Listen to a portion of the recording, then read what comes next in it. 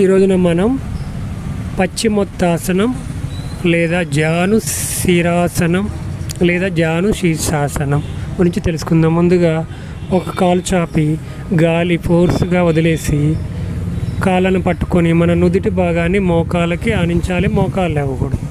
అదేవిధంగా రెండో కాలు కూడా చాపి ఒక కాలు ముడిసి అక్కడ కూడా గాలి ఫోర్స్గా వదిలేయాలి. పొట్టలో ఉన్న గాలి అంతా వదిలేసి కాలు పట్టుకొని తల నిదానంగా నుదురు భాగాన్ని మోకాలకి ఆనించగలగాలి. నిదానంగా గాలి పీలుస్తూ పైకి రావాలి. ఇప్పుడు రెండు కాళ్ళు చాపి గాలి ఫోర్స్గా బయటికి వదిలేయండి.